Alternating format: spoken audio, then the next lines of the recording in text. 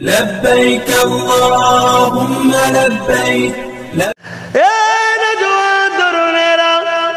ওই সময় বাচ্চা দুটো বলেছিলেন, ইয়া রাসূলুল্লাহ হাবিবাল্লাহ, আমার আম্মা যখন এ কথা শুনলো, আমার আম্মা বড় খুশি হয়ে আমাদের দুজনকে বুকে জড়িয়ে ধরে আদর করে চুমা দিয়ে বলেছিল, বাবা আমি মাকে সার্থক হলাম, আল্লাহ আমাকে এমন দুটো বাচ্চা দিয়েছে যে বাচ্চা দুটোকে আমি পেটে ধরেছিলাম তারা কিনা নিজের জানের থেকেও আমার রাসূলুল্লাহকে ছোটবেলা থেকে এত ভালোবাসে।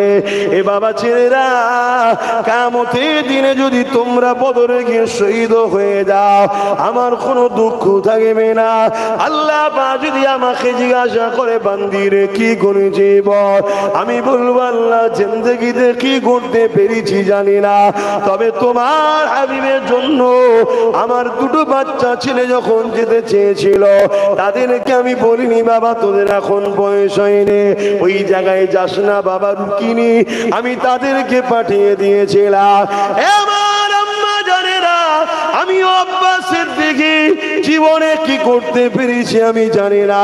কিয়ামতের দিনে আল্লাহ যদি আমাকেও জিজ্ঞাসা করে কি করেছিস বল, আমি বলবো আল্লাহ কি করেছি, ইবাদত তো করেছি, কবুল হয়েছে কি জানি না, তবে হ্যাঁ চুচুড়ায় যখন রাজ্য সরকার তালা মেরে দিয়েছিল মসজিদ মাদ্রাসা, হে আল্লাহ তাদের প্রশাসনের ভয় না করে আমি কড়া হাতে প্রতিবাদ করে তোমার ঘরের তালা খুলে নামাজ আদায় করে তোমার ঘরকে আবাদ করেছিলাম। এই যুবকেরা, তরুণেরা, কেননা ইতিহাস কাওয়া দেয় হযরত ইব্রাহিম আলাইহিস সালামকে যখন নমরুদ আগুনে ফেলে দেয়, ওই সময় এমন করে ছোট একটা জীব গিরগিটি ফু দিচ্ছিল আগুন যাতে ধরে, কিন্তু গিরগিটির ফুঁয়েতে আগুন তো বাড়ার কোনো ব্যাপার নেই। আর আজ নাই চুচু করে পানি নিয়ে ইব্রাহিম নবীর আগুনে করে ফেলতে লেগেছে যাতে করে আগুনটা বন্ধ হয়ে যায়। তার সামান্য পানিতে আগুন বন্ধ হওয়ারও তো ব্যাপার না, কিন্তু মনে রাখবেন আমার আল্লাহ ফারিস্তাদের নিয়ে ফয়সালা করে দিল, হে ফারিস্তারে গিরগিটির ফুঁয়েতে আগুন বাড়ারও ব্যাপার নেই, কিন্তু ইব্রাহিমের বিরুদ্ধে প্রমাণ দিল আজনায়ের পানিতে আগুন বন্ধ হওয়ারও ব্যাপার নেই, কিন্তু ইব্রাহিমের পক্ষে প্রমাণ দিল আমার বন্ধু ইব্রাহিমের পক্ষে যে ওকে মারা আমি নাজায়েজ করে দিলাম, আর গিরগিটি যে আমার ইব্রাহিমের বিরুদ্ধে তাকে মারা জায়েজ করে দিলাম। আজকে যদি তুমি আমি ঐক্য হয়ে ওয়াকাফকে বাঁচাবার জন্য, মসজিদ মাদ্রাসাকে বাঁচাবার জন্য তুমি আমি যদি ক্ষমতা দখল করে আগাবার চেষ্টা করি, তোমার আমার দ্বারা কি হবে জানি না, তুমি আমিও যদি কিছু করতে নাও পারি, কিন্তু তুমি আমি প্রমাণ দিয়েছিলাম আল্লাহ তোমার দুশমনদের সাথে আমরা ছিলাম না, এর বিনিময় হতে পারে আল্লাহ তোমাকে আমাকে জান্নাত যাবার উপযুক্ত বানিয়ে দেবে। আরো জোরে বলুন সুবহান। আমি কি করতে পারবো জানি না, কিন্তু আমি চেষ্টা করছি। শুনছেন তো নাকি না? কষ্ট হচ্ছে আপনাদের? সাহস নিয়ে চেষ্টা করি, কত দূর যাবে না যাবে, কি হবে না হবে ফাইসাল্লাহ কার। আমি কি জানতাম 3 মাসের একটা গাছে ফল হবে? কি আল্লাহ 3 মাসও নয় 1.5-2 মাসের গাছে একটা ফল দিয়েছে, এখন সে গাছ 5 বছর হতে যাচ্ছে। আল্লাহ চাইলে ফল আরো বাড়াতে পারে, আর নাই গাছে তুলেও ফেলে দিতে পারে, ঠিক না বেটি? কিন্তু উদ্দেশ্য তো আমার আল্লাহর জন্য। জুলুম বন্ধ করো, অন্যায় বন্ধ করো, মানুষের অধিকার দাও, গরিবের অধিকার দাও, আমার কওমের উপরে যে বড় বড় অত্যাচার হচ্ছে বন্ধ করতে হবে। তার জন্য যে লোহা কাটছে ওই লোহা কাটার জন্য আমাদেরও লোহা দরকার, এটাই তো চেষ্টা। একটা হুজুর হিসাবে এছাড়া কি করতে পারে? এটা হুজুরেরই তো কাজ, এটা তো আমলোকের কাজ নয়। এই রাস্তা দেখাবার দায়িত্ব তো উলামাদের, এটা হুজুররাই করবে। কিন্তু দুঃখের বিষয় আজ এসব ছেড়ে দিয়ে যদি আমরা দালালিতে নেমে যাই, দৌড় বাবু অত কে কষ্ট করবে, কোথায় কে মারবে, কোথায় গাল দেবে, কোথায় বিরোধী হবে, কোথায় কে ঢিল ছুটবে, কোথায় কাজ ভেঙে যাবে, কোথায় হাত ফেটে যাবে, সব দরকার নেই বাবা। সোজা সহজ রাস্তা দালালিতে নেমে যা, আগেও গাড়ি পিছনেও গাড়ি, সব পেয়ে যাবি, পয়সা টয়সা আলো টালো সব পেয়ে যাবি।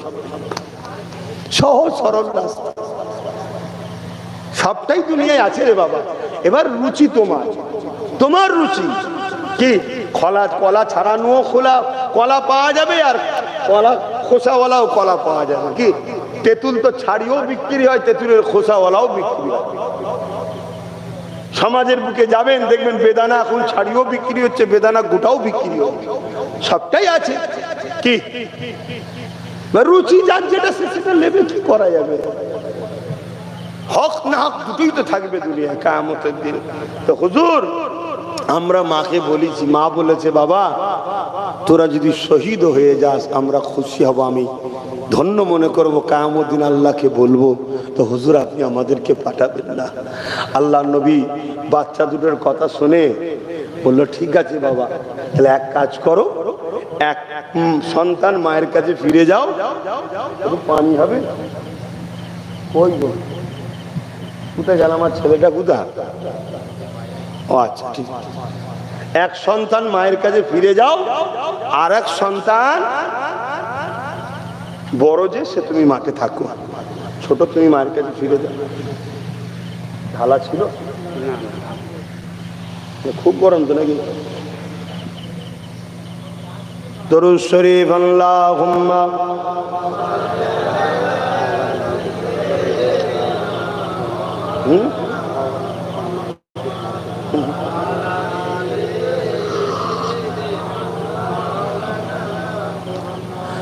বাপজান আমার, আল্লাহ নবী কি বললেন? তাহলে একজন যাও আর একজন থাকো। ছোট ভাইটা যখন এই কথা শুনলো যে আমার বড় ভাই চান্স পেয়েছে, আমি পেলাম না, মনে বড় দুঃখ। সে কাঁদতে লেগে যার আসমানের দিকে মুখ তুলে বলছে, আল্লাহ কেন আপনি আমাকে বড় করলেন না? আমাকে কেন বড় করলেন না আল্লাহ? আমার বড় ভাই চান্স পেয়ে গেল, কিয়ামতের দিনে সে তো বলবে যে আমি বদরের নবীর সাথে ইসলামের পক্ষে জালিমদের বিরুদ্ধে ছিলাম। এটাই তো তার জান্নাত যাওয়ার জন্য যথেষ্ট। জোরে বলুন সুবহানাল্লাহ। আজকে আপনারাও তো বলতে পারবেন নাকি যে আল্লাহ নবী তো দেখতে পাইনি, নবীর বংশের আওলাদ যখন আবু জেহেলদের বিরুদ্ধে ছিল, আজকের আবু জেহেলদের বিরুদ্ধে আমি, জানেন তো নাকি? তা আমরাও সেই নবী বংশের আওলাদের সাথে ছিলাম, বলতে পারবেন না? কিন্তু সেই প্রেম সেই ভক্তি আছে। আজকে মুসলমানই তো সব থেকে বেশি সমস্যা করে। এই এলাকা টোটাল মুসলমান তো নাকি? জোরে বলুন। কানের কাছে এসে বলছে 6 বার 7 বার মাইকের তার কেটে দিয়েছে। কারা তার কাটছে বলে? কিন্তু মনে রাখবেন এই মুসলমানকে ইসলাম বলছে এরা মুনাফিক। এরা কি? মুনাফিক। মুনাফিক আগে ছিল না? ছিল না। নবী পাক সাল্লাল্লাহু আলাইহি ওয়াসাল্লামের কাতারেও ছিল। নবী পাক সাল্লাল্লাহু আলাইহি ওয়াসাল্লাম নামাজ পড়াতেন, নবী পাকের পিছনে ইক্তেবা করে নামাজ পড়তেন। আব্দুল্লাহ ইবনে উবাই, এই দাড়ি, মাথায় টুপি, 5 ওয়াক্ত নবীর সাথে নামাজ পড়তেন, নবীর সাথে জিহাদে গেছেন, হজ করেছেন। কথা শুনছেন? দান করেছে। নবী হজ করতেন, অর্থাৎ কোরআন বলতেন, বসে বসে শিখতো দ্বীনি ইলম। কিন্তু কোরআন তাকে জাহান্নামী ঘোষণা দিয়েছে। আর অপরদিকে আবু বকর সিদ্দিক, যাকে কোরআন জান্নাতি সার্টিফিকেট দুনিয়া থেকে দিয়েছে। জোরে বলুন সুবহানাল্লাহ। কারণ কি? আবু বকর সিদ্দিকেরও দাড়ি টুপি ছিল, আবু বকর সিদ্দিকের পাগড়ি ছিল, জুব্বা ছিল। আব্দুল্লাহ ইবনে উবাই, তারও দাড়ি টুপি জুব্বা পাগড়ি ছিল। আবু বকর সিদ্দিক নবীর হাতে হাত দিয়েছে, আব্দুল্লাহ ইবনে উবাইও দিয়েছে। আবু বকর সিদ্দিক রোজা রেখেছে, আব্দুল্লাহ ইবনে উবাইও রেখেছে। আবু বকর সিদ্দিক হজ করেছে নবীর সাথে, আব্দুল্লাহ ইবনে উবাই হজ করেছে নবীর সাথে। সাথে আবু বকর সিদ্দিক হজে গেছে, আব্দুল্লাহ ইবনে উবাই নবীর সাথে হজে গেছে। এ যুবকেরা, আব্দুল্লাহ ইবনে উবাই নবীর সাথে জিহাদে গেছে, আব্দুল্লাহ ইবনে উবাইও গেছে, কিন্তু মনে রাখবে একজন জাহান্নামী আর একজন জান্নাতি। কারণ কি? হযরত আবু বকর সিদ্দিক বলল, আব্দুল্লাহ ইবনে উবাইয়ের যা ছিল আমি আবু বকরের তাই রয়েছে, ওর দাড়ি টুপি নামাজ রোজা হজ যাকাত যা ছিল ওটা আমারও রয়েছে, কিন্তু আমি আবু বকর আমার মধ্যে যা আছে ওর মধ্যে তা নাই। কি আপনার মধ্যে রয়েছে ওর মধ্যে নাই? হযরত আবু বকর সিদ্দিক বলল, ওর দেখানো ইবাদত ছিল আর আমার দিলে আল্লাহ ও নবীর প্রেম ও আদব রয়েছে, যেটা অন্যায়। আপনার সামনে দুটো জিনিস, একজনের সঙ্গে আপনি ব্যবসা করেন, হঠাৎ করে একদিন আপনার মসজিদ ভাঙছে, এখন আপনার কাছে সেই ব্যবসায়ী লোকটা আগে না মসজিদ আগে? তাহলে ইমানদার। তার আগে পর্যন্ত সে অমুসলিম হোক, ব্যবসা করা যায় তো, কে বলে তো চলবে না?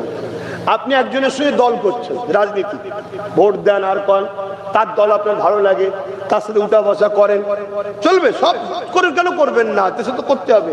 কিন্তু একদিন আপনার নেতা আলেমের বিরুদ্ধে, ইসলামের বিরুদ্ধে, মসজিদ মাদ্রাসার বিরুদ্ধে চলে গেছে, এবার আপনার পরীক্ষা শুরু হলো। এখন আপনার কাছে ওই বেঈমান নেতা মসজিদের দুশমনটা আগে না তোমার কাছে তোমার মসজিদটা আগে? এটা হলো পরীক্ষা। তুমি যদি এবার ওই বেঈমান নেতাকে ছেড়ে দিয়ে আগিয়ে আসতে পারো, তুমি ইমানদার। আর তুমি যদি আগিয়ে আসতে না পারো, তোমাকে বলা হয় মুনাফিক মুসলমান। শুনছেন তো নাকি? হ্যাঁ, যেমন আজকে কেন্দ্র সরকার একটা ওয়াকফ কালা কানুন করেছে, জানেন তো নাকি? হ্যাঁ, এটা আমার দায়িত্ব, বাপ, বলতে হবে, নাই আল্লাহ আমাকেও ধরবে। ওয়াকফ কালা কানুন তৈরি করেছে, রাজনীতির পাওয়ার, সংখ্যাগরিষ্ঠতার জোরে সে আইন তৈরি করছে, মুসলমানদের মসজিদ মাদ্রাসা কবরস্থান ঈদগাহ খানকা সব দখল করে নেবে। এই পরিকল্পনা সে করতে শুরু করেছে।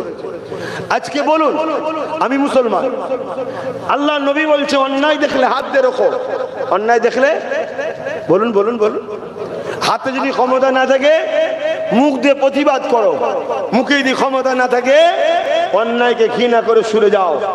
এবার আমরা উলামা মানুষ, দাদা পীরের আওলাদ, আমরা যদি বলি ঘৃণা করে সরে যাও, তাহলে আম মানুষ কি করবে? আম মানুষের তার অপশনই নেই। কি তাহলে আমাদেরকে তো কমসে কম প্রতিবাদ করতে হবে, হাতে নাই জোর নেই, আমাদের প্রতিবাদ তো করতে হবে। কেন্দ্র সরকার যে কাজটা করলো এটা অন্যায় না নেয়? তাহলে এর প্রথম নম্বর হাত দিয়ে প্রতিবাদ, হাতে আমাদের নেই, আপনাদের আছে নেই। দ্বিতীয় নম্বর অপশন কি? মুখে প্রতিবাদ করা। আপনারা যদি মুখে প্রতিবাদ করতে নাও পারেন, আমরা আলেম উলামা ইমাম পীর মাশায়েখ, আমাদের ক্ষমতা আছে না নাই? এই তো মাইক পেয়েছি, তাহলে প্রতিবাদ করতে হবে, কি দরকার আছে না নাই? আর তৃতীয় নম্বর, আপনারা যদি প্রতিবাদে সাপোর্ট করেন, প্রতিবাদকে ভিড় করেন, প্রতিবাদকে উৎসাহিত করে, তার মানে আপনারাও প্রতিবাদে শামিল হলেন। জোরে বলুন সুবহানাল্লাহ। যদি এর পরেও না পারে, তাহলে কি করতে হবে? অন্তর থেকে কেন্দ্র সরকারের এই বিচারিতা, এই সংবিধান বিরোধী কালা কানুনকে বিরোধী করতে হবে, তাদের এই কর্মকাণ্ডকে বিরোধী করতে হবে, নচেত ঈমান। জোরে বলবেন তো? রাসূল বলছে থাকবে না, আমি আমার বাপ বলেনি, নবী বলছে থাকবে না। শুনছেন? আর এই যে কথা বললাম, সমাজের বুকে যারা ইসলামের দুশমন, তারা অনেক আলেম উলামা তারা তৈরি করে ছেড়েছে। কি জন্য ছেড়েছে? যাতে করে এরকম হক কথা বললে নিরীহ মুসলমান যাতে ভয় খেয়ে যায়, ঈমান থাকবে না, চলে রে, ওই সকল উলামা তখন সামনে আসবে, সে বলবে না না ওটা অন্য ব্যাপার, ঈমানের ক্ষেত্রে থাকবে। তাহলে আমাদের যারা অনুসারী তারা নয় আমাদের কথা মানবে, যারা আমাদের অনুসারী নয় তারা কি বলবে? আমাদের মৌলী সাহেব বলেছে ঈমান থাকবে রে। তাই আমি প্রত্যেকটা সাধারণ মানুষকে বলবো, কোন মৌলী সাহেব যদি বলে অন্যায়ের বিষয়ে এই তিনটে বৈশিষ্ট্য না থাকার পরও ঈমান থাকবে, ওই মৌলী সাহেবের সঙ্গে আমাকে ডিবেটে বসা, ও হারামখোর কত বড় গাদ্দার প্রমাণ করে দেবো। শুনছেন না শোনেননি?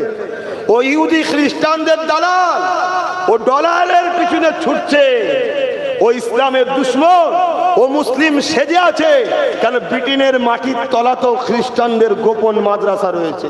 তারা সেখান থেকে আলেম তৈরি করছে, তাদের অবৈধ সন্তানদের ঘরে তৈরি করে দাড়ি টুপি জুব্বা পাগড়ি লাগিয়ে মুসলিম কান্ট্রিতে পাঠিয়ে দিচ্ছে। তার একটা নমুনা বলে যাচ্ছি। গত কয়েক মাস আগে আপনারা দেখেছেন কি জানি না, ঢাকার মসজিদে প্রায় দীর্ঘ 17-18 বছর ইমামতি করেছে। 17-18 বছর পর ধরা পড়লো, সে বলছে আমি খ্রিস্টান। শুনছেন এই কথা মাথায় ঢুকছে তো নাকি? আর ওই জন্য বলছি বাপ, কিভাবে শেষ করছে, বাঁচার উপায় কি? এই বাঁচার উপায় দিনের শেষে যে একটাই কথা, একটাই কথা, কোন জিনিসের সঙ্গে আল্লাহ রসুলের সঙ্গে টক্কর হবে, টক্কর, তখন তুমি কার পক্ষে দাঁড়াবে? শুনছেন তো নাকি? ধরো আপনার ছেলে এখন ইসলামের দুশমন হয়ে গেছে, শুনছেন? তাহলে আল্লাহ রসুলের বিরুদ্ধে তো নাকি? এই টক্কর, আপনি বাপ, একদিকে সন্তানের মায়া, একদিকে ঈমান, এই জায়গাতে আপনি কোন দিকে দাঁড়িয়ে আছেন? শুনছেন তো নাকি? এদিকে শুনবেন। এই জায়গাতে আপনি কোন দিকে দাঁড়িয়ে আছেন? যদি আপনি আল্লাহ ও রসুলের দিকে থাকেন ঈমান, আর যদি ছেলে দুশমন হওয়ার পরেও তার সাথ দেন, তাহলে আপনি বেঈমান। শুনছেন? এই যে টক্কর, এই পরীক্ষাতে আপনাকে দেখতে হবে উলামা, ইমাম, আলেম, পীর, পীরজাদা কি বলতে চাইছে, এটাকে আপনাকে দেখতে হবে। তো সেই জায়গায় খুব সাবধান। আখরি জামানা ঈমান লুটার জন্য আমার কওমের মধ্যে লোক ঢুকে বসে আছে। এমনও কিছু অবৈধ সন্তান আমাদের কওমের মধ্যে হয়ে গেছে, যে সন্তানদের সামনে মসজিদ মাদ্রাসার বিরুদ্ধে বললে তাদের গায়ে লাগে না, তাদের দুনিয়ার নেতার বিরুদ্ধে বললে এই অবৈধ সন্তানদের কষ্ট হয়। এরা কত বড় যার সন্তান, চিন্তা করুন। এরা গুন্ডা, এরা মনে করছে আমার পাশে পুলিশ আছে, বোম আছে, বন্দুক আছে, আমার হাতে পাওয়ার আছে, আমি এলাকার দাদা, আমি যা বলবো তাই। আরে যারা সন্তান, তুই চুপ কর। তোর যদি ঈমান থাকতো, তোর সামনে মসজিদ মাদ্রাসার বিরুদ্ধে যখন কথা হয়, তোর মুখে তখন আওয়াজ পাওয়া যায় না, তুই মসজিদ মাদ্রাসার পক্ষে দাঁড়াস না। আর তোর ওই বেঈমান হারামখোর চোর নেতা যখন কিছু তার বিরুদ্ধে বলা হয়, তখন তোর বুকে লেগে যায়। জানতে হবে মুসলমান, এ মুসলিম ঘরের অবৈধ সন্তান ছাড়া দ্বিতীয় কিচ্ছু নয়। জানতে শিখুন, চিনতে শিখুন। সমাজকে বুঝতে যদি না পারে, তাহলে আগামী দিন এই যে অস্ত্র কিনেছেন, ওই অস্ত্রতে নিজেরই গর্দান উড়ে যাবে। চালানো শিখতে হয়, তাই তো নাকি? হ্যাঁ, ঘোড়া খুব ভালো জিনিস, কিন্তু ঘোড়ার লাগাম পাকড়ানো, চালানো ট্রেনিং নিতে হয়। ওই ঘোড়াতেই তোমার জীবন চলে যাবে। আচ্ছা, এই অবৈধ সন্তানের কথা বললাম, আপনাদের কারো গায়ে লাগলো নাকি? যে অবৈধ তার লাগলে লাগতেও পারে, তা আমার কি যায় আছে? এ বিষয়টা এখন মাইকে বলাতে কারো প্রেস্টিজে লাগলো নাকি? আরে আল্লাহ কোরআনে বলেছে, সূরা কলাম খোলো, সূরা কলাম খুলে দেখো। সেই সূরা কলামে একজন গোস্তাকে রসুল ছিলেন, সে নবী পাক সাল্লাল্লাহু আলাইহি ওয়াসাল্লামের শানে সবসময় গোস্তাকি করতো, বিয়াদবি করতো, ইসলামের বিরোধী করতো। আল্লাহ পাকের নবী বড় দুঃখ পেতেন, কষ্ট পেতেন। আল্লাহ পাক তাই তার সম্বন্ধে জানিয়ে দিল, তার সম্বন্ধে বলে দিল, হাবিব, ওর কথাতে আপনি দুঃখ পাবেন না। ও চোর, ও বদমাইল, লুটেরা, চরিত্রহীন ইত্যাদি ইত্যাদি বর্ণনা দিতে দিতে শত শেষ 10 নম্বরে আল্লাহ বললেন, হাবিব, ও হলো জারজ সন্তান। কে বলছে? তা আল্লাহ কোরআনে তো বলছে অবৈধ জারজ সন্তান। এই কথা যখন নবী সাহাবাদেরকে বলেছে, যে আল্লাহ আয়াত নাজিল করেছে, ওর কানে কথা গেছে, ওর কানে কথা গেছে। ও তখন ওয়ালিদ বিন মুগীরা, নাম কি না, ওয়ালিদ বিন মুগীরা, সে তখন তার মায়ের কাছে গেছে তরোয়াল নিয়ে, মা, মোহাম্মদ রসুল কখনো মিথ্যা বলে না। জোরে বলুন সুবহানাল্লাহ। বেঈমানরাও জানে মোহাম্মদ রসুল মিথ্যা বলে না, কিন্তু মানে না। ওই তো মানলে হারামের ইনকাম নেই, লুট নেই, চুরি নেই। কথা বুঝে আসছে না? এই জন্যে তো মোহাম্মদ সাল্লাল্লাহু আলাইহি ওয়াসাল্লাম বললো, আমি নাকি জারজ সন্তান। তরোয়াল নিয়েছে, তুমি ঠিক করে বলো, না গর্দান উড়িয়ে দেবো। তখন মা বলছে, বাবা, মায়ের সাথে এইভাবে কথা বলে, তরোয়ালটা রাখ, কথা বলছি না, এক্ষুনি বলো। বলছে তুই যদি হালালি সন্তান হতিস মাকে অস্ত্র ধরতিস, এটাই তো প্রমাণ তো। তবে শোন বাবা, তোর বাপ ছিল অনেক জমিদার, অনেক জায়গা ছিল, কিন্তু তোর বাপের মূল জায়গাটা গন্ডগোল ছিল। বাকি আর খুলে বলছি না, বুঝলেন? সন্তান হতে গেলে যে নিয়ামতটা আল্লাহ, এটা আল্লাহর নিয়ামত তো। এই যেমন আজকে ইসরায়েলকে খোদা মেরে দিয়েছে, ইসরায়েল প্যালেস্টাইনের বাচ্চাদের ঘরে মারছে, আর আমার আল্লাহ ইসরায়েলে এমন মার মেরেছে, ওদের না নারী না পুরুষ সন্তান হওয়ার জন্য যেটা প্রয়োজন সেইটা উভয়ের আল্লাহ বন্ধ করে দিয়েছে, আর হচ্ছে না। শুনছেন তো নাকি? হ্যাঁ, তার মানে কি, যত যাই হোক সংসার জীবন করবে কিন্তু সন্তান হবে না, খোদা মেরে দিচ্ছে। তো তোর বাপের এই সমস্যা ছিল, এই জমি জায়গাগুলো কে দেখবে? এই জন্য আমি একজন চাকর ছিল, চার থেকে তোকে নিয়েছি, আর বেশি খুলে বলতে পারছি না।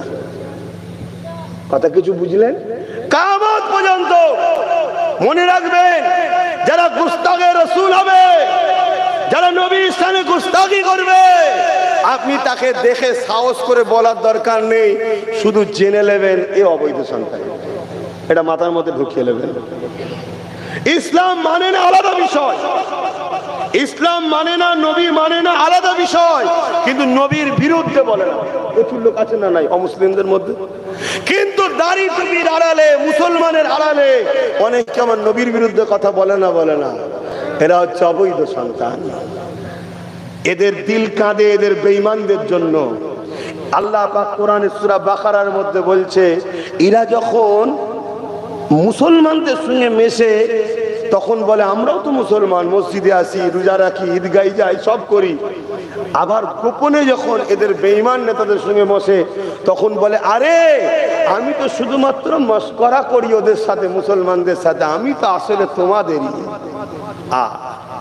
তো যাক ভাই, সময় তো হু করে চলে যাচ্ছে গো, সময় তো কারো অপেক্ষা করছে না। একটু সালাত ও সালাম দেবো, আপনারা দাঁড়িয়ে সালাম দেন তো।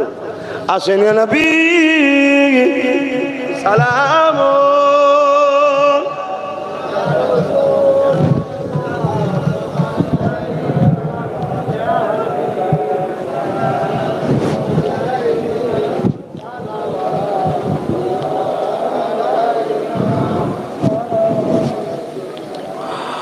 طلع البدر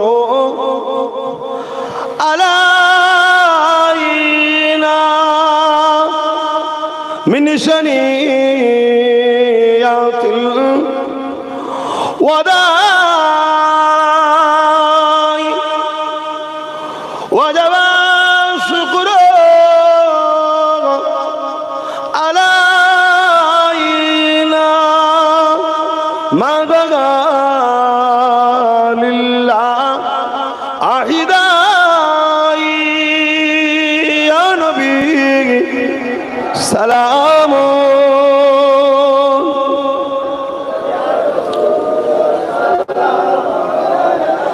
يا حبيب سلام